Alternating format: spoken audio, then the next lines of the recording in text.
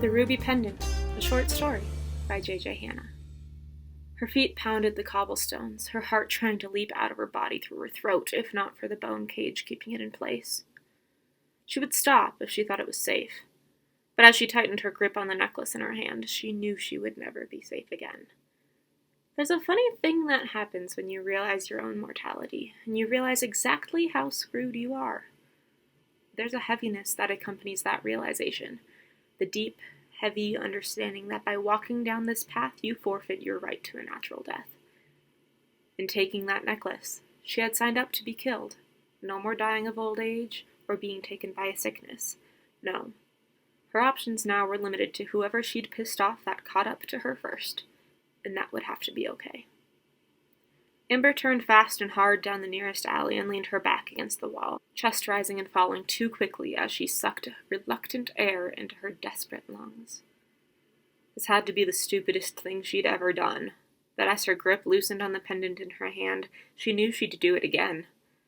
She'd do it every day for the rest of her life if it meant being able to walk the streets with authority rather than being spat upon or disregarded as street trash.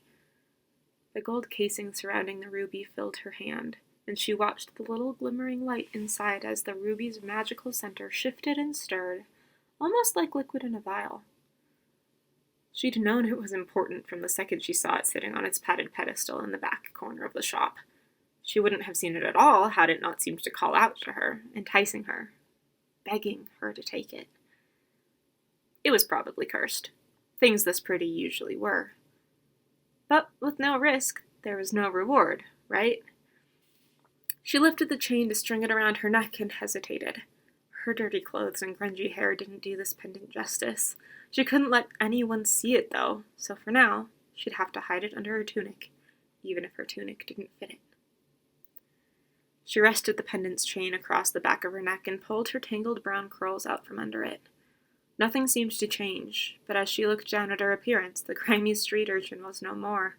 She didn't feel any different, but she could have sworn the skirt she wore looked cleaner, and the layer of dust and grime she'd become so accustomed to was no longer obvious on her arms.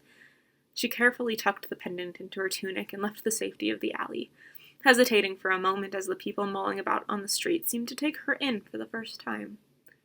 She prepared to run again as passersby's eyes landed on her, but no one spoke any harsh words or shoved her out of their way. Instead, they parted around her. The pendant was warm against her stomach, and she had to focus on ignoring it. That was always the hardest part of stealing anything. Not getting caught. "Madam," a man said as he passed, tipping his hat to her. That was certainly new. As she walked, she inspected her appearance in the reflective glass windows of other shops. The woman she saw was hardly recognizable as herself. There was almost nothing left of the scrawny teen she'd been. Her body was full and curved, perfectly fitted to the gown she wore, a gown she'd never bought, cinched at the waist and pinched in the front so she didn't have to lift it to walk. The sleeves sat off her shoulders, following the slope of her body. The dress was the brown color of the tunic she'd worn, her white undershirt now flowing and clean, gently resting off her shoulders with the gown. She pulled her hair over one shoulder and braided the other side so it would stay there, piled over her left shoulder in a torrent of healthy brown curls. She had no money, so when she arrived at the tavern she sat and waited until she had the barkeep's attention. It didn't take long. Not now. Not with the charm of the pendant around her neck. A stranger in the back corner was staring, cloaked in darkness. As Amber walked in, she'd noticed the woman's eyes on her instantly. Not that no one else was staring, but rather that no one else stared as intently as that woman stared. She stared as if she knew, and that was dangerous. Any clear-sighted person would pose an immediate danger, and yet again, Amber prepared to flee. "Can I get you anything to drink, madam?" She'd like an ale," the stranger said, stepping out of the dark and into the flickering candlelight. Her hair was white blonde, secured over her shoulder in a similar fashion to Amber's. "It's on me," she said with a smile. Her pale skin made her look almost ghostly. "One ale coming right up," the barkeep said before disappearing into the back.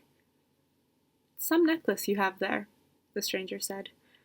"I'm sorry, but I don't think I know what—" "The pendant you've hidden under your blouse? Where did a young, naive thing like yourself find something like that?" Amber swallowed. "Let me rephrase. Do you know what happens when you wear a cursed charm for a prolonged period of time? No. You know this isn't you. The charm makes you into whoever it wants you to be. It seems the sorceress who cursed this one wanted eternal youth. It's a disguise and an illusion, one any clear-sighted mage such as myself can see right through. You're nothing but a petty thief and a street urchin. Amber pressed away from the bar, about to flee, when the woman's firm grip fell on her wrist. Please, the stranger laughed. I won't turn you in. Innate talent like yours doesn't come by very often. And anyway, I can see it in your eyes. You love the feeling that pendant is giving you. The barkeeper returned and placed 2 ales on the counter before them. The stranger handed over a couple coins and he walked away. What is this pendant? Amber asked, hesitantly settling into her seat again.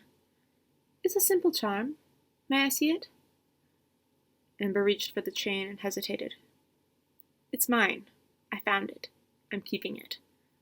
Don't be such a fool. You think I want a cursed necklace? I just want to see it. Amber fished it out of her neckline and held the shimmering, liquid gem out for the stranger to see. The ruby coloring had faded into a murky brown, fading even more into a clear white the longer Amber looked at it. Very interesting indeed. What? Amber asked, wishing this woman would just tell her. It's as I thought. At some point it was a focus, a funnel, if you will. Someone with magic used it in place of ingredients. It seems to like you. What tells you that? The soul trapped within it is merging with your own. I can see it in the warmth in your face. Even as you sit here, that eternal youth is pulling you toward the desired age of this charm's creator. As long as you have this, you'll never look a day over 25. I simply wouldn't recommend taking it off.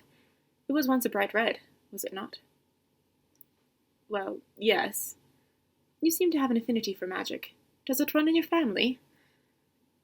Amber thought of the house she'd grown up in, filled with other children their mother had taken in. None of her siblings were blood relations. She'd left as soon as she was old enough. Charity was for the poor, and Amber had been determined never to be poor like that again. I couldn't tell you, she said, twirling a strand of her hair around her finger. You've never casted yourself, have you? Have you tried? No. She nodded, and Amber figured it would best not to say anything else. Even though she wanted to, the woman released the pendant, and it fell back against Amber's stomach. I can make you into something great, but first you have a lot to learn and skills to hone. With this, she brushed her fingers along the pendant's chain, you'll be far better at taking what you want than you were before. After all, people are more likely to give you what you ask for when you look like you deserve it. We'll start in the morning. For now, eat up, clean up, and get some rest. We have work to do. This story, segments of this story, and ideas from this story are not to be duplicated or replicated in any way. This content belongs to J.J. Hanna alone. Please note, this is a work of fiction. Any similarity to real-life events is unintended by the author. If you want to get these stories straight to your inbox every month, you can subscribe. There's a link down below. Or, if you want to get these stories months before everyone else, you can join my Patreon family for as little as $3 a month. Not to mention that if you do it that way, you'll also be receiving behind-the-scenes information on what I was exploring while I was writing these things, or what inspired them in the first place. Thank you for listening, and until next time, I'll see you then. Bye.